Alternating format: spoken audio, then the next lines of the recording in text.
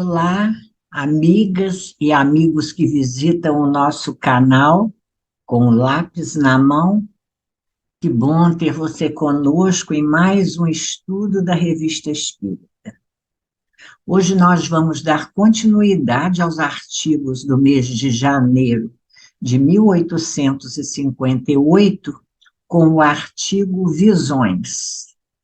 Nesse artigo, Kardec vai analisar um fato publicado em um periódico, o Courrier de Lyon, referido ao que o periódico classifica como um caso singular de visão intuitiva, que vamos resumir para vocês.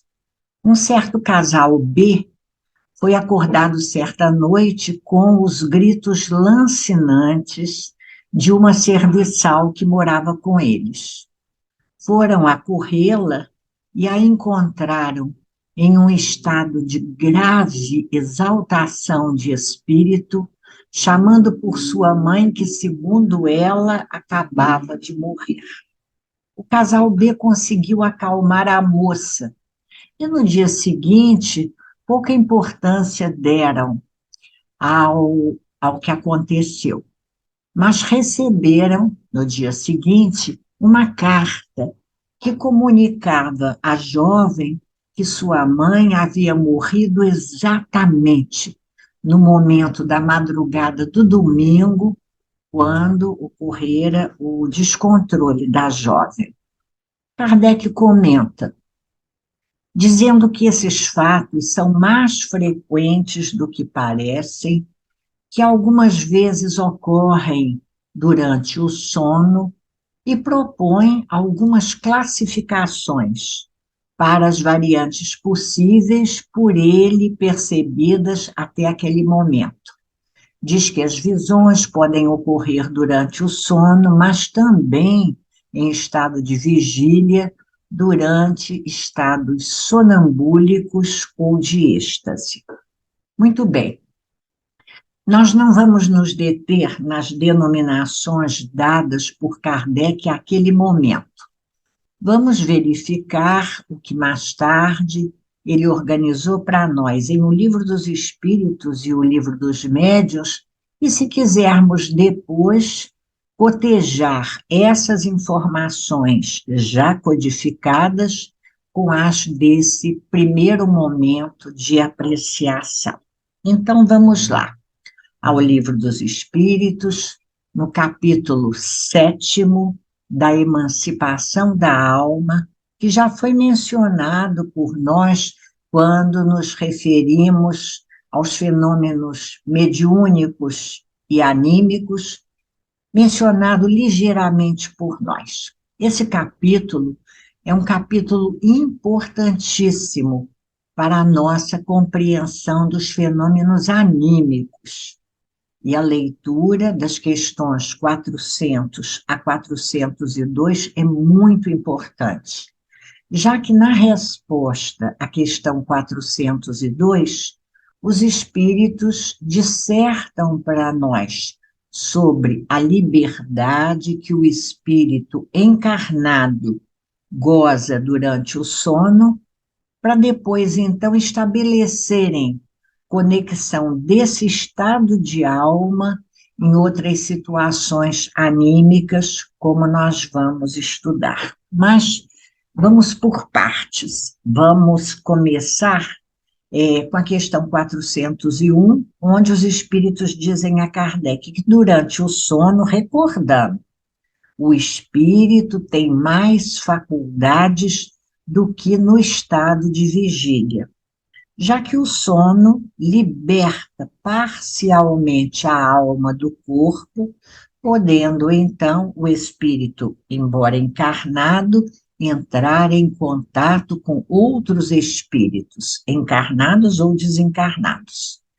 Kardec diz também para nós que o sonho é a lembrança do que o espírito viu durante o sono.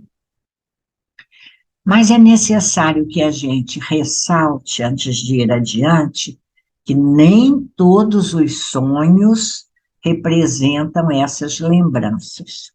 Existem sonhos que são apenas o resultado do acesso do espírito à sua memória espiritual. Ele se lembra do seu passado e algumas vezes prevê o futuro.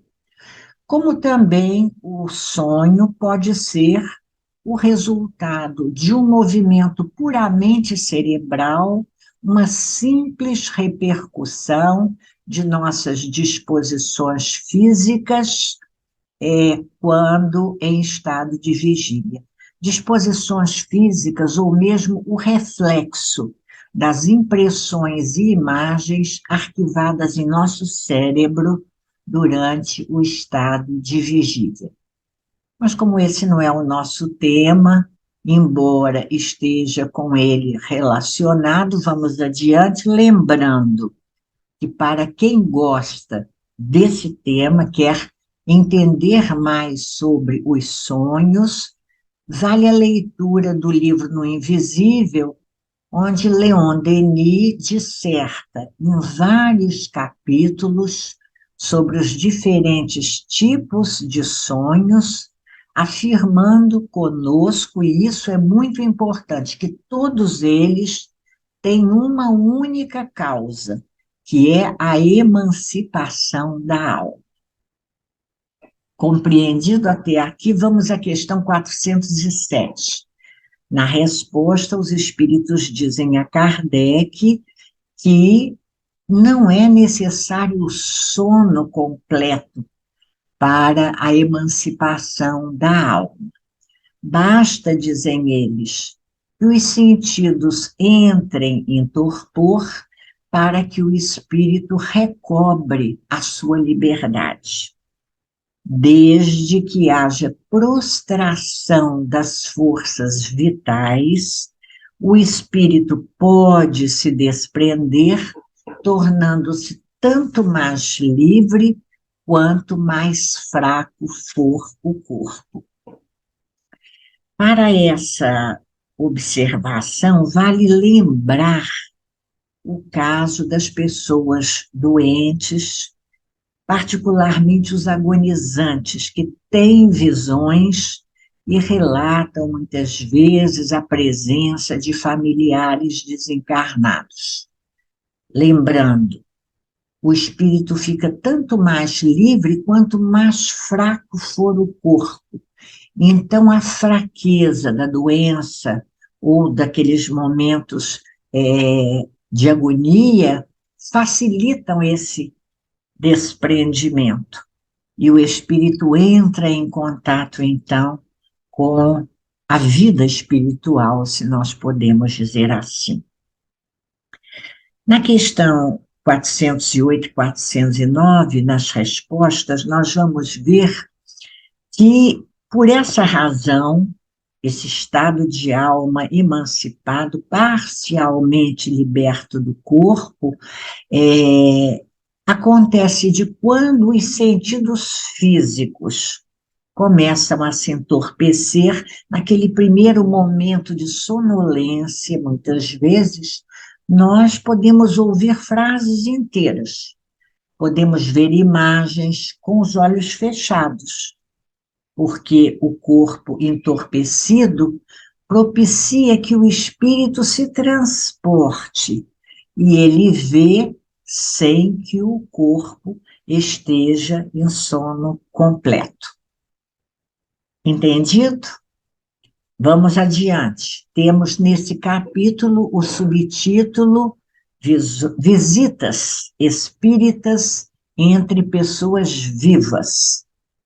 Questão 414, dizem os espíritos. Durante o sono, duas pessoas podem visitar-se. É mesmo habitual o fato de irmos nos encontrar com parentes e amigos nesse estado de emancipação da alma proporcionado pelo sono. É muito interessante nós lembrarmos, e há no livro O Espiritismo perante a Ciência, e outros livros de Delane e Aksakoff, narrativas lembrando, por exemplo, é, a mãe que está dormindo no quarto ao lado do filhinho que está doente. E ao amanhecer, a criança diz que sua mãezinha esteve durante toda a noite sentada junto à sua cama. Aquele estado natural de preocupação da mãe com o filhinho doente faz com que, aproveitando a emancipação da alma, embora o corpo adormecido, ela se desprenda e vá vigiar o sono do filhinho doente no quarto ao lado. É um exemplo bastante interessante. E adiante, na questão 417, os espíritos dizem para nós que nós podemos até mesmo nos reunir em assembleias para estudos e trabalhos. A gente volta lá na resposta à questão 402, quando os espíritos dizem a Kardec que tiveram sonos inteligentes. Eles chamam de sonos inteligentes espíritos que buscam, enquanto o corpo dorme, seres que lhe são superiores, com quem conversam e se instruem. Dizem mesmo que nós podemos trabalhar nesses momentos de emancipação da alma em obras no mundo espiritual. Mas é importante prestar atenção, porque, dependendo das nossas sintonias e afinidades, nós podemos também buscar companhias menos boas, partilhando vícios e atividades menos saudáveis, vamos dizer assim, enquanto dormimos. Voltando ao nosso caso da serviçal, que ela tem aquele descontrole quando diz que a mãe havia morrido naquele momento, é importante a gente ressaltar que na narrativa não diz para nós que a jovem faz qualquer referência a como soube do falecimento da mãe. E aí a gente sabe que existem algumas alternativas possíveis. Por exemplo, de o seu espírito, nesse estado de emancipação da alma, estamos reafirmando, ele ter se transportado até o lugar, a cidade onde a mãe morava, ter visto o acidente que aconteceu, porque ela cai de uma escada, parece, e assim tomar conhecimento da morte da mãe. O espírito vai até o local onde a mãe está. Uma outra possibilidade é de sua mãe desencarnando, preocupada com a filha distante, ter vindo até ela para avisá-la ou até mesmo para se despedir dela. É também possível uma terceira alternativa, que um outro espírito tenha vindo trazer a notícia para a jovem. Então, há várias situações possíveis, todas elas, isso é que é o importante, atestando que durante o sono afrouxam-se os laços que prendem o espírito ao corpo, podendo este entrar em relação mais direta com outros espíritos, se lançando ao espaço, se afastando do corpo físico. A jovem, acordando, ainda essa observação vale, ela poderia, por exemplo, ter dito: tive um sonho e sonhei que minha mãe morria. Lembramos que Kardec disse para nós que o sonho, muitas vezes, atesta a lembrança do que o espírito viu durante o sono. Certo?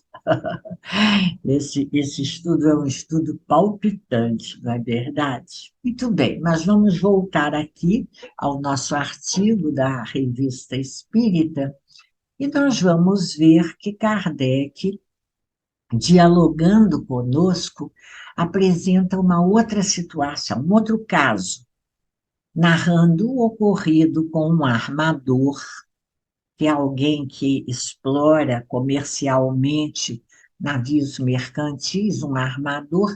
Esse senhor, certo dia, ele estava num jardim em Paris, em Tulhérias, penso que é assim que se pronuncia, Tulherias, en français, durante o dia, e ele, de repente, se sente transportado ao porto de Havre e vê um de seus navios atracando no porto naquele momento.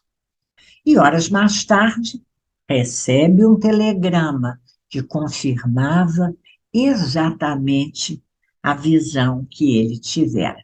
E aí Kardec diz para nós, alguns atribuem esses fatos a alucinações e diz para nós que só com a doutrina espírita nós podemos explicar esses fenômenos por meio da emancipação da alma. Ele diz para nós assim, olha, no primeiro caso descrito, é provável que a alma da mãe tenha vindo ver a filha para avisá-la de sua morte, como dissemos. Mas no segundo caso, fica evidente o transporte da alma até o porto, já que o navio não poderia vir ao encontro do armador no jardim onde ele estava. Nesse caso, vale para a gente recordarmos ainda uma vez a riquíssima experiência de Émilie Saget que estudamos nos encontros passados, quando a alma dela se emancipa e se materializava pelas propriedades do perispírito de expansibilidade e tangibilidade. As alunas que vão até ela no jardim, no duplo que está materializado, semi-materializado no jardim, chegam a tocá-la, mas percebem que a mão adentra o corpo fluídico, porque nesse corpo não existe a resistência da matéria grosseira. E, como diz Kardec, para nós há inúmeros casos que são narrados a essa época e ainda hoje de experiências como essas. Antes de nós irmos ao livro dos médiuns, onde vamos encontrar outras narrativas, vale ainda no capítulo 7º do livro dos Espíritos, nós analisarmos uma outra possibilidade de emancipação da alma estudada por Kardec, que nos interessa particularmente agora, que é o sonambulismo.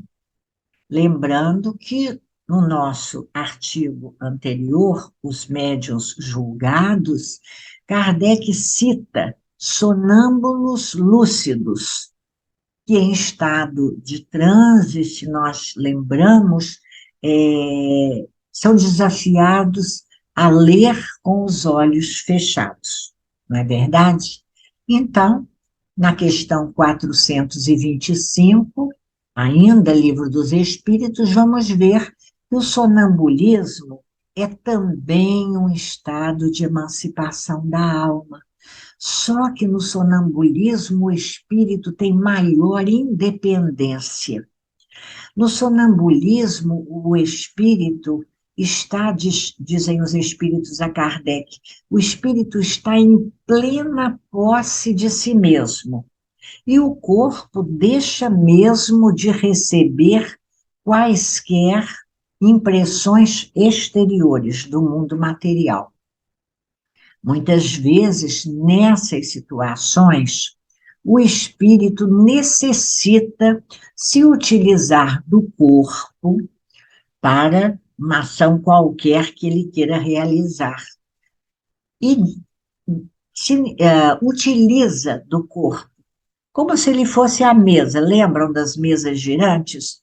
No fenômeno das manifestações físicas, não é? É diferente do estado do sono em que o espírito repousa. Então, o sonâmbulo, ele querendo atuar de alguma maneira sobre a matéria, ele se utiliza do corpo, repetindo, da mesma maneira que os espíritos nas manifestações inteligentes se utilizavam das mesas para fazer batidas, para fazer movimentos, as mesas que dançavam. Nessa questão 425, se você está com o lápis na mão, vai lá, olha, e grifa. O sonambulismo pode ser natural, acontecer naturalmente, mas também pode ser provocado magneticamente. Mas ele sempre, num caso ou em outro, ele vai depender sempre de algumas disposições físicas da pessoa, características da organização física que vão permitir a manifestação. Vou chamar a atenção de uma coisa para vocês. Eu disse assim, o sonambulismo natural ou provocado magneticamente vai depender de disposições físicas, características da organização física da pessoa. Reparem, eu não disse do médium. O sonâmbulo, nesses casos, não é médium. Nós estamos falando de uma faculdade anímica, mas da mesma maneira que nos casos de mediunidade, principalmente de manifestações físicas, há características do sistema nervoso dessas pessoas que permitem esses estados de emancipação da alma, não é verdade? Então, adiante, questão 431, nela nós vamos encontrar uma explicação dos espíritos mais detalhada para o fato. Olha o que eles dizem para nós. O sonâmbulo é um espírito encarnado como nós, para cumprir uma missão aqui no mundo material. Mas ele desperta da letargia em que nós nos encontramos quando em estado sonambúlico, a que nós costumamos chamar crise. A pessoa teve uma crise. E nesse estado de crise, esse estado sonambúlico, o espírito pode acessar a sua memória espiritual ou mesmo entrar em comunicação com outros espíritos, certo? Recomendando a leitura do capítulo 7º, leitura cuidadosa, é um capítulo muito interessante. Vamos agora ao livro dos médiuns, tá? Também é capítulo 7º, que trata da bicorporeidade e da transfiguração. Aqui nos interessa a questão da bicorporeidade, onde Kardec começa afirmando para nós que as propriedades do perispírito, reafirmando, né, que as propriedades do perispírito após a morte se aplicam ao perispírito dos vivos. É o mesmo perispírito com as mesmas características, podendo o espírito dos vivos também, emancipado, se tornar visível e tangível, propriedades do perispírito. E aí Kardec, ele conta, tem 4 exemplos, primeiro, muito interessantes, e a gente recomenda a leitura para matar nossa curiosidade, mas ele aqui vai contar para nós de alguns casos de visitas entre pessoas vivas, e um muito interessante, bastante conhecido nas narrativas católicas, não é? Como um milagre o que ocorreu com Antônio de Pádua, Santo Antônio de Pádua. Santo Antônio de Pádua estava pregando na Itália, quando em Lisboa seu pai ia ser supliciado sob a acusação de haver cometido um assassinato. Então, nesse momento, no momento da execução, Santo Antônio aparece lá em Lisboa e demonstra a inocência do acusado. E fica comprovado depois o fenômeno da bicorporeidade, porque naquele instante ele pregava, fazia uma pregação em Pádua, na Itália, não é? Então, depois dessa narrativa, Kardec evoca o espírito de Santo Antônio e o interroga, perguntando a ele se ele poderia explicar esse fenômeno. E ele diz que perfeitamente. E vem a explicação. Quando o homem, por suas virtudes, chegou a desmaterializar-se completamente, quando conseguiu elevar sua alma para Deus, pode aparecer em dois lugares ao mesmo tempo. Eis como o espírito encarnado, ao sentir que lhe vem o sono, pode pedir a Deus lhe seja permitido transportar-se a algum lugar. Interessante essa afirmativa para nós, não é? Nós podemos pedir a Deus para nos transportarmos a algum lugar, fazer uma visita, fazer uma oração junto de alguém, uma vibração, a que chamamos passe, uma troca de energias, que coisa bacana. Matar saudade também a gente pode, não é verdade, de pessoas queridas. Seu espírito ou sua alma, como quiserem chamar, abandona então o corpo, acompanhado de uma parte de seu perispírito, uma parte de seu perispírito, e deixa a matéria num estado próximo ao da morte, naquela completamente sem contato com o mundo exterior de matéria em que vivemos. Ele diz próximo da morte, porque no corpo ficou um laço que liga o perispírito e a alma à matéria, laço este que não pode ser definido. O corpo aparece, então, no lugar desejado. E diz o amigo espiritual, creio ser isso o que queres saber. Mas Kardec insiste e diz, mas isso não dá para a gente a explicação da visibilidade e da tangibilidade do perispírito. E o espírito responde, achando-se desprendido da matéria, conforme o grau de sua elevação, pode o espírito tornar-se tangível à matéria.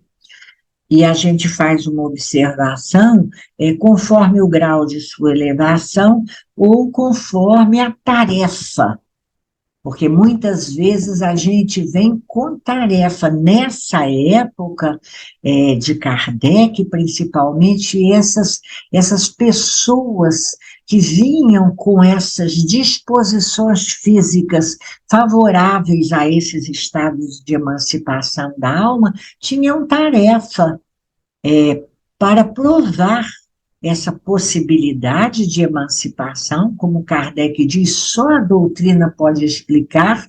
Então, eram pessoas com tarefas de auxiliar na compreensão e divulgação dos princípios espíritas. Kardec continua perguntando, mas seria indispensável o sono do corpo para que o espírito possa aparecer, será indispensável o sono do corpo para que o espírito possa aparecer em outros lugares? E a resposta é: a alma pode dividir-se, cuidado com a palavra dividir-se, quando se sinta atraída para algum lugar diferente daquele onde se acha o seu corpo. Pode acontecer mesmo que o corpo nem se ache adormecido, embora isso seja menos comum, mas em todo caso, não se encontrará o corpo num estado perfeitamente normal.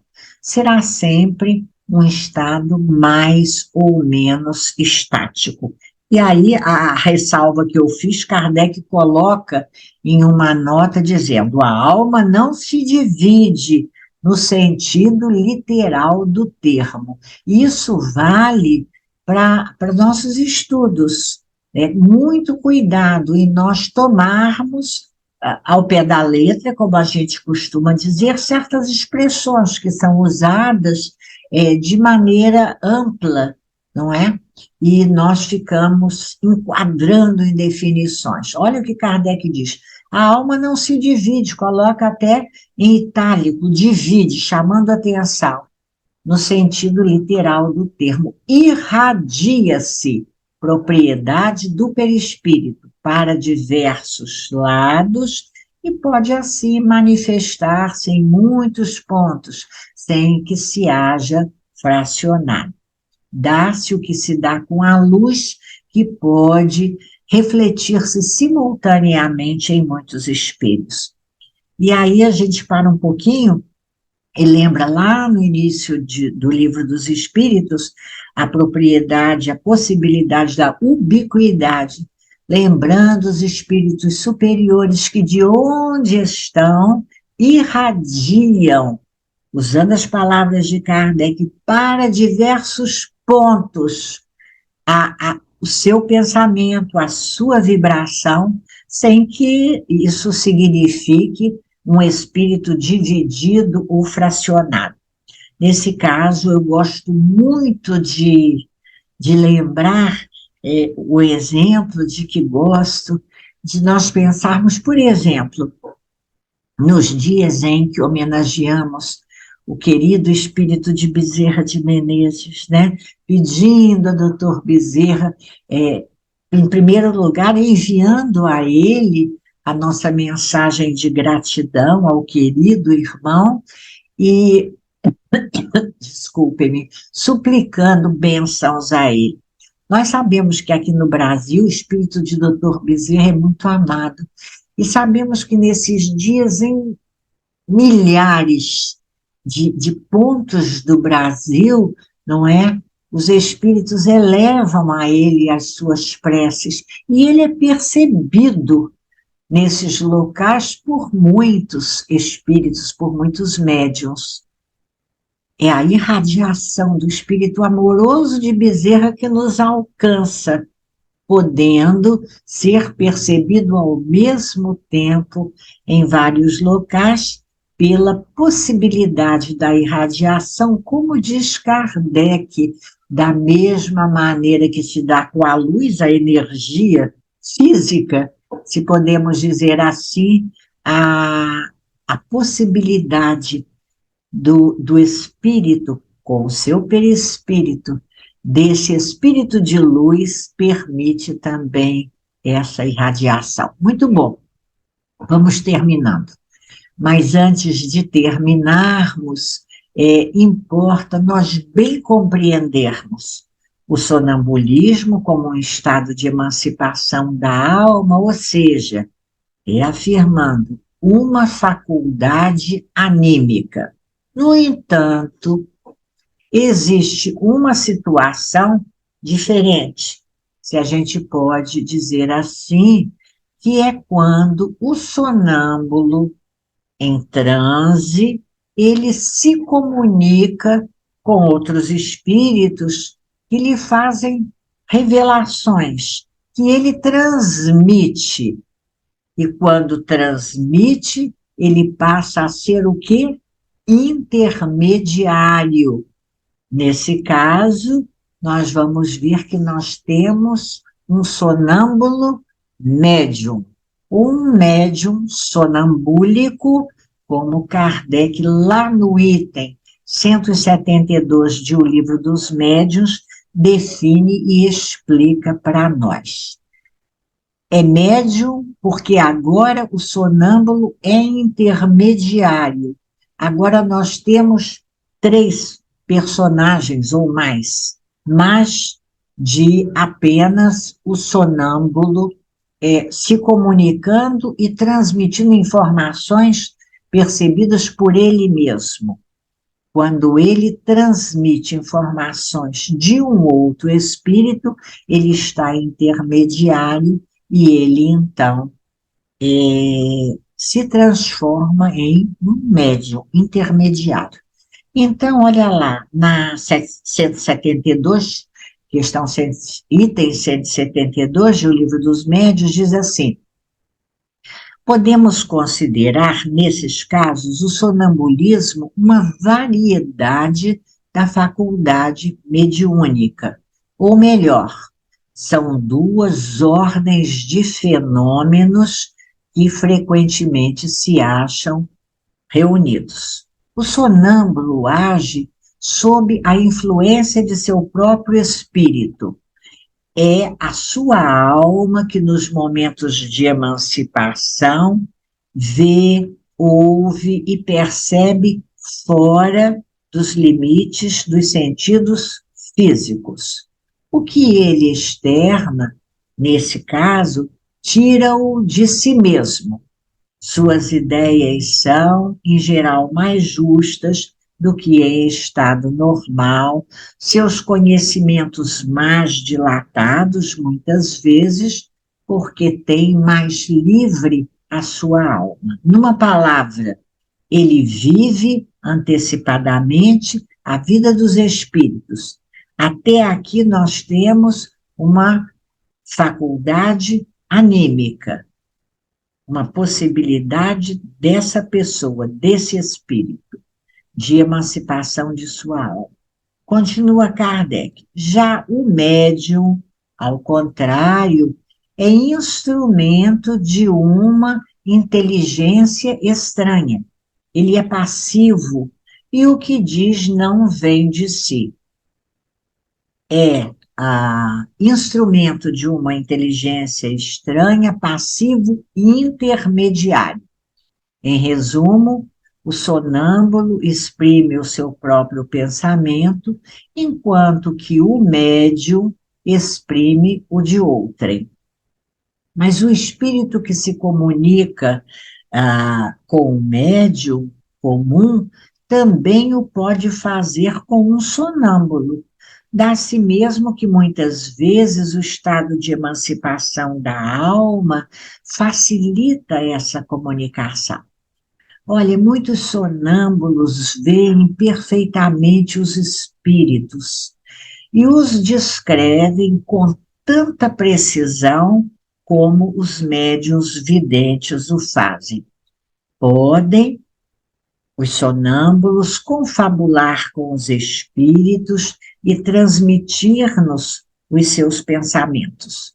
O que dizem fora do âmbito de seus conhecimentos pessoais lhes é com frequência sugerido por outros espíritos. E diz para nós, aqui está um exemplo notável em que a duplação do espírito do sonâmbulo e de outro espírito se revela de um modo inequívoco. E aí do item 173 vem essa narrativa.